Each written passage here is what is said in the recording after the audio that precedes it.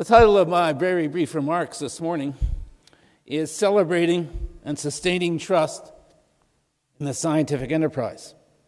On reflection, this seems a bit grandiose, since I was told that I could talk, as I said a moment ago, not more than 10 minutes.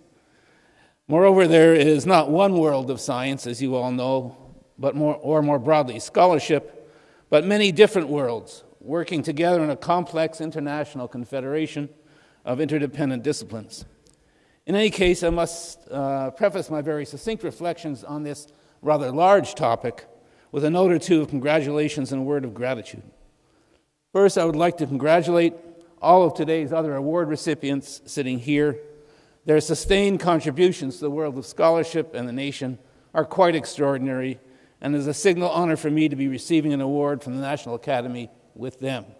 If you would permit me a personal remark, I'm especially pleased that my colleague at Princeton, Jerry Ostreicher, is here today. He was the first award. I was the last. Jerry, I have no idea what this means. But in any case, he and I served as president and provost at Princeton for a number of years, and it's a pleasure to be here with him today. Secondly, I would like to congratulate, in addition to today's award recipients, I would like to congratulate the Academy for steadfastly remaining faithful to what I consider the two founding ideals, although Ralph talked about four ideals of the Academy this morning. I think of it as two founding ideals, namely to provide recognition to really some of the greatest scientists and scholars in our country, and second, to assist government, and thus all citizens, when national policies require impartial input on scientific matters. This latter role, namely providing well-informed and impartial or disinterested advice, has become more and more challenging in recent years, with the appearance of a wide variety of advocacy-oriented think tanks and a shift in the legal framework surrounding some scientific research from its conception as a shared resource or scientific commons towards property-based incentives, a shift symbolized by the Bayh-Dole Act.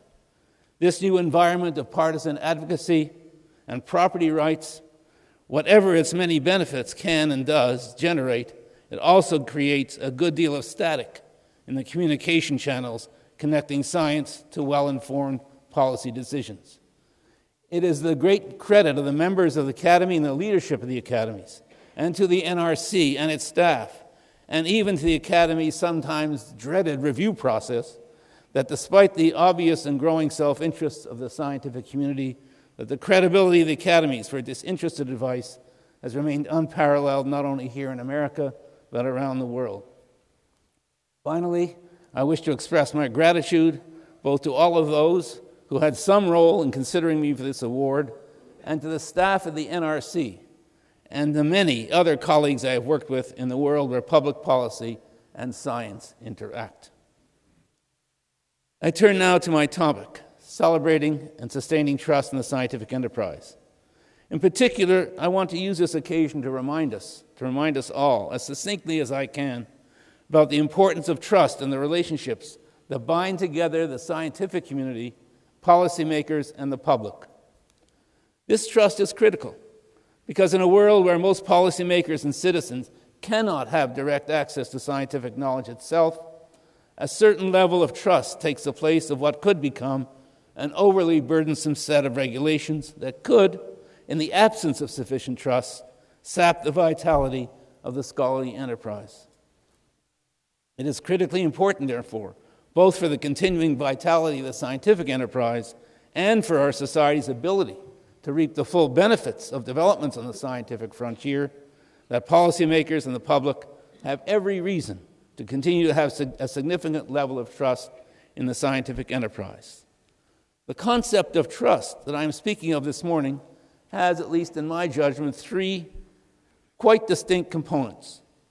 Trust in the work of scientists is one component. Trust in the words of scientists, something quite different.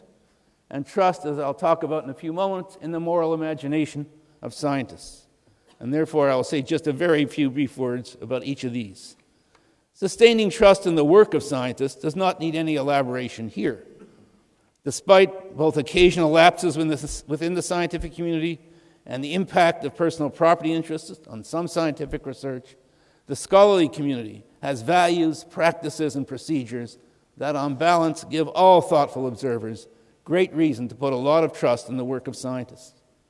Moreover, decisions regarding just where to focus the efforts of the nation's scientists is at least in part shared with others whose principal interests lie outside the scientific community. What, however, about the voice or the words of scientists? I would suggest that this is a greater challenge for the scientific community, since many of us speak simultaneously as scientists and as citizens. When this is true, it can be challenging to keep separate our personal values and preferences and outlooks as a citizen from our knowledge as scientists. It is my own view that if we focus our words as scholars on outlining how our accumulating knowledge can not only directly meet the needs or the unmet needs of many citizens, but can clarify the options available to policymakers and reduce the complexity of the issues they are facing. If we've done that, we have done a great deal. And moreover, only members of the scholarly community can carry out that task. However, it is my experience that the closer scholars get to policymaking, the greater their tendency to confuse their role as scientists and their role as citizens. The risk here is that our scientific views can become hopelessly entangled with our personal values and preferences. I would like to suggest that while this is a continuing challenge, if we are aware of the difficulty, we may be able to minimize or at least manage this conflict.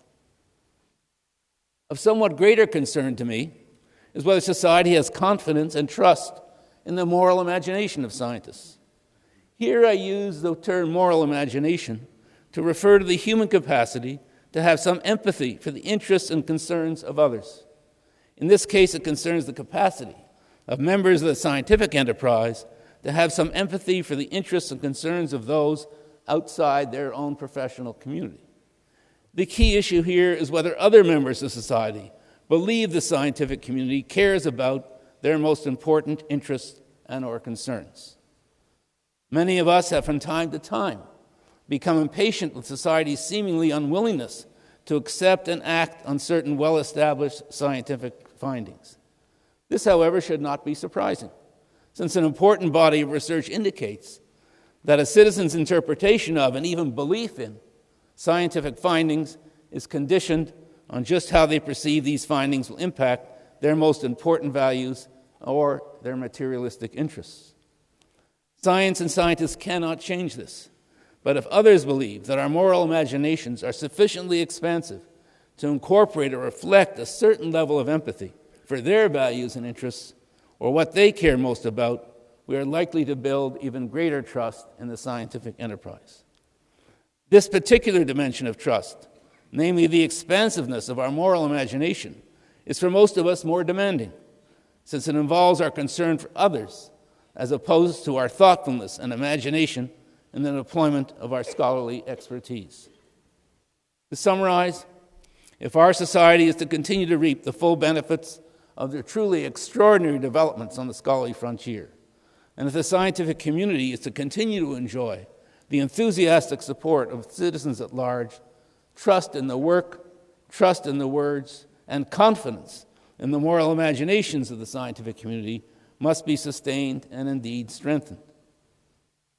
This morning is a time of celebration. This morning we recognize in particular the people sitting on my right here, today's other award recipients. Their achievements attest to the continuing role of scholarship in enabling us to more fully realize our human potential. Their accomplishments also remind us of the extraordinary and ongoing contributions of other members of the Academy and beyond to the work of others in the broader scholarly community, all to the benefit of the world of science and to our joint cultural patrimony.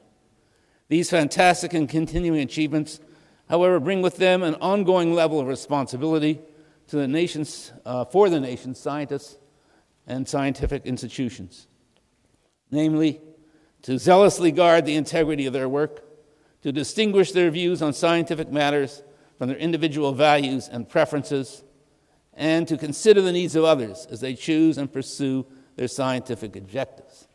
In this way, we can all look forward to the continuing vitality of the scientific enterprise, its many dividends, and its continuing ability to inform public policy. Thank you.